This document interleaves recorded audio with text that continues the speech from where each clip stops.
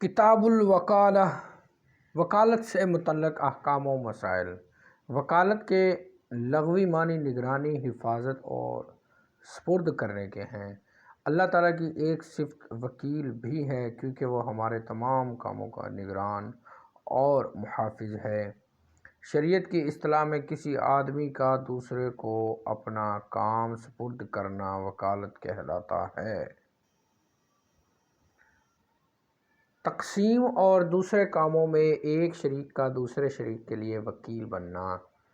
نبی صلی اللہ علیہ وسلم نے حضرت علی کو پہلے اپنی قربانی میں شریک کیا، پھر انہیں ان کی تقسیم پر مامور کیا۔ 2299 حضرت علی رضی اللہ تعالی عنہ سے روایت ہے، وہ کہتے ہیں رسول اللہ صلی اللہ علیہ وسلم نے مجھے حکم دیا کہ میں قربانی کے ان اونٹوں کی جھولیں اور کھالیں صدقہ کر دوں جنہیں نحر ذبح کیا گیا تھا۔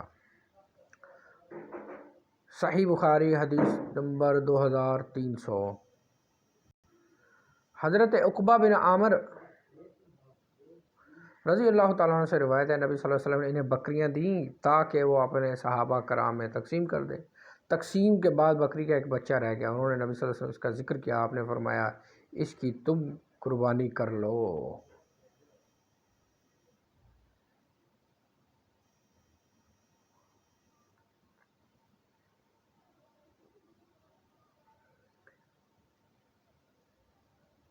جب مجھے خطرہ محسوس ہوا کہ وہ ہمیں پا لیں گے تو میں نے اس کا بیٹا ان کے لیے چھوڑ دیا تاکہ وہ ذرا اس کے ساتھ الجھے رہیں۔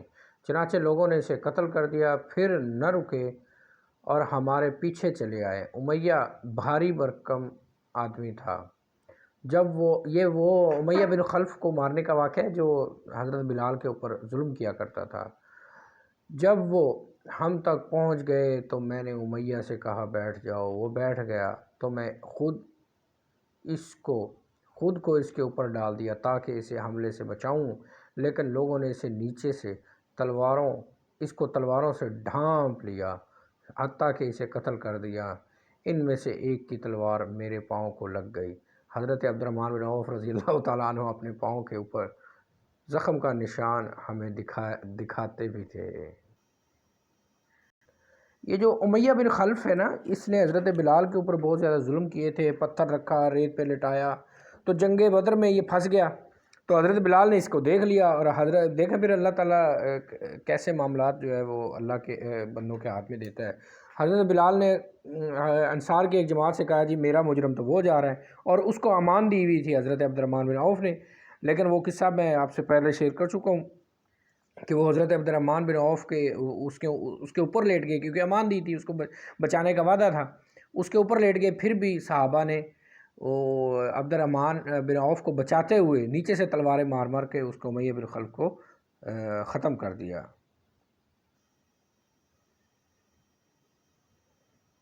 صحیح بخاری 2303 2302 2303 صحیح بخاری 2304۔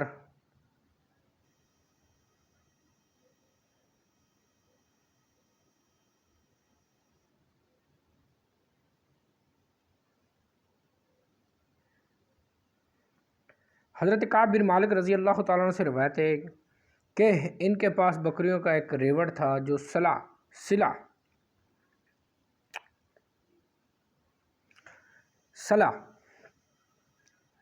پہاڑ پر چڑھتی تھی۔ ہماری لونڈی نے ایک بکری کو مرتے دیکھا تو اس نے ایک پتھر توڑا اور اس سے بکری کو ذبح کر دیا۔ حضرت کعب رضی اللہ تعالیٰ نے کہا اسے کھاؤ نہیں یہاں تک کہ خود رسول اللہ صلی اللہ علیہ وسلم اس کے متعلق پوچھ لوں، نبی صلی اللہ علیہ وسلم کے پاس کسی آدمی کو بھیجوں، اس کے متعلق دریافت کروں۔ چنانچہ انہوں نے خود نبی صلی اللہ علیہ وسلم دریافت کیا یا کسی آدمی کو بھیجا تو آپ نے ان کو حکم دیا کہ وہ اسے کھا سکتے ہیں۔ راوی حدیث عبید اللہ نے کہا مجھے حیرت ہوئی کہ وہ لونڈی تھی اور اس نے بکری ذبح کر دی۔ موجود اور غیر حاضر دونوں کو وکیل بنانا جائز ہے۔ 2305 صحیح بخاری حضرت ابو ہریرہ رضی اللہ عنہ سے روایت ہے، انہوں نے کہا نبی صلی اللہ علیہ وسلم کے ذمہ ایک شخص کا ایک خاص عمر کا اونٹ قرض تھا، وہ تقاضا کرنے آیا تو آپ نے فرمایا اسے اونٹ دے دو۔ صحابہ نے اس عمر کا اونٹ تلاش کیا لیکن نہ مل سکا، اس کے اونٹ سے بڑا پایا تو آپ نے فرمایا وہی اس کو دے دو۔ اس شخص نے کہا آپ نے میرا حق پورا پورا دے دیا ہے، اللہ تعالیٰ بھی آپ کو پورا بدلہ دے گا۔ نبی صلی اللہ علیہ وسلم نے فرمایا تم میں سے اچھا شخص وہ ہے جو ادائیگی کرنے میں بہتر ہو۔ قرضوں کی ادائیگی کے لیے کسی کو وکیل بنانا۔ صحیح بخاری 2306، صحیح بخاری حدیث نمبر 2306 76۔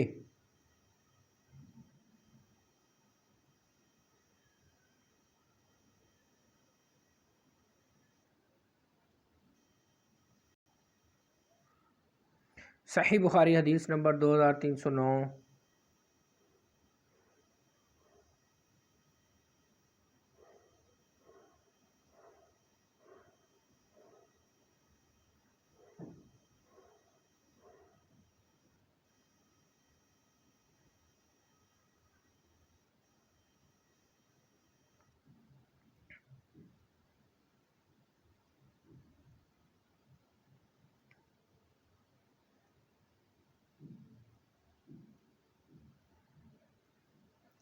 آپ نے فرمایا یہی چاہیے تھا۔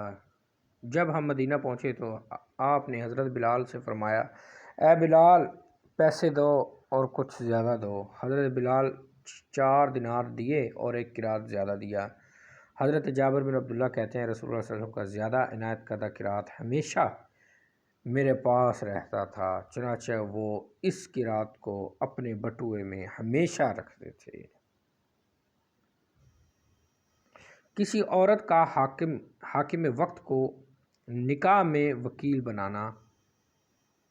2310 حضرت سہل بن سعد رضی اللہ تعالیٰ عنہ سے روایت ہے، انہوں نے کہا ایک خاتون رسول اللہ صلی اللہ علیہ وسلم کی خدمت میں حاضر ہوئی، عرض کیا اللہ کے رسول میں خود کو آپ کے لیے ہبہ کرتی ہوں۔ ایک شخص بولا اللہ کے رسول آپ اس کا نکاح میرے ساتھ کر دیں۔ آپ نے فرمایا میں نے اس قرآن کے بدلے جو تجھے یاد ہے اس کا نکاح تجھ سے کرا دیا۔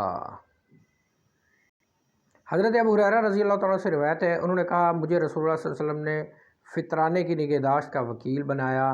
میرے پاس ایک شخص آیا اور لپ بھر بھر کر اناج اٹھانے لگا۔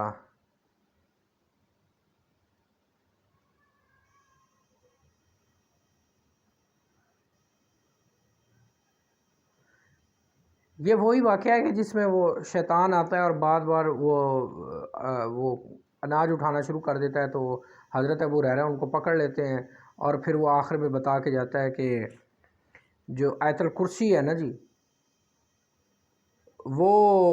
وہ شیطان سے آپ کو محفوظ کرتی ہے۔ اور آپ صلی اللہ علیہ وسلم نے فرمایا شیطان نے یعنی ہے وہ جھوٹا لیکن پہلی دفعہ بات اس نے سچی کی ہے۔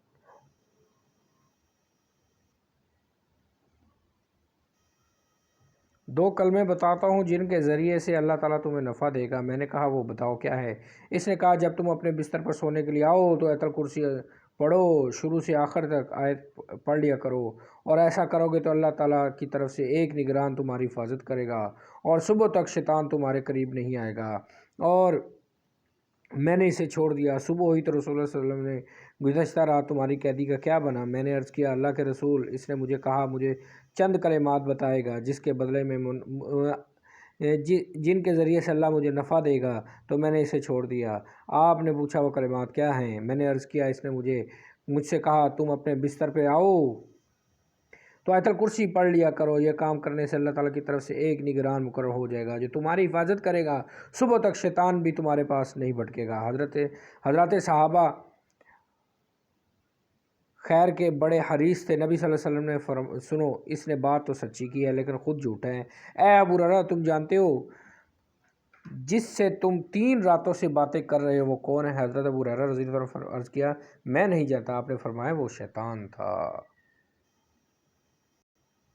حضرت عمر بن دینار رضی اللہ تعالیٰ سے روایت ہے، انہوں نے حضرت عمر کے صدقے کے متعلق کہا متولی پر کوئی اعتراض نہیں کہ ضرورت کے مطابق کھائے یا کسی دوست کو کھلائے، البتہ مال جمع کرنے میں نہ لگا رہے۔ حضرت ابن عمر رضی اللہ تعالیٰ عنہما حضرت عمر کے صدقے کے متولی تھے، وہ مکہ مکرمہ سے آنے والے مہمانوں کو اس سے ہدیہ بھی دیتے تھے۔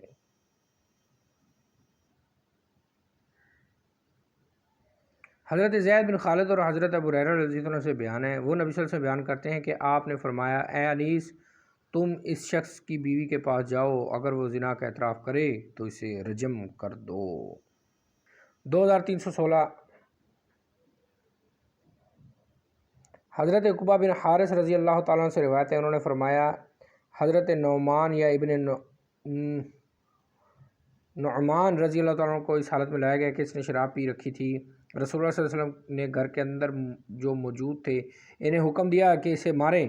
حضرت عقبہ رضی اللہ تعالیٰ عنہ کہتے ہیں کہ میں بھی ان لوگوں میں شامل تھا جنہوں نے اسے مارا، چنانچہ ہم نے اسے جوتوں اور کھجوروں کی شاخوں چھڑیوں سے مارا تھا۔ قربانی کے اونٹ اور ان کی نگرانی کرنے میں وکالت۔ صحیح بخاری حدیث نمبر 2318۔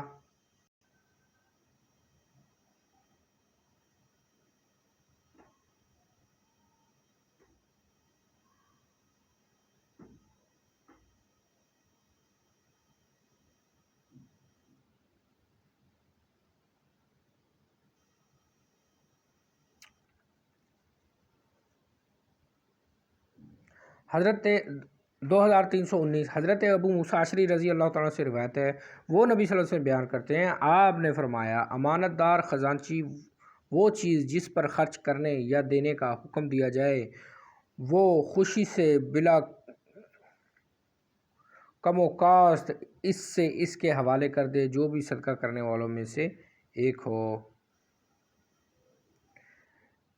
یعنی اگر خزانچی یا گھر میں خانسامہ وغیرہ ہو تو وہ اپنے مالک کے مال میں سے کچھ صدقہ کر دے تو وہ دونوں کا برابر برابر جو ہے اس کا نیت اچھی ہو کہ مالک نیت صدقہ کرنے کی ہو بلکہ اجاڑے کی نہ ہو، تو مالک کو بھی اس کا فائدہ ہوگا اور جو نوکر ہوگا، غلام ہوگا، خانسامہ ہوگا، خزانچی ہوگا، اس کو بھی فائدہ ہوگا۔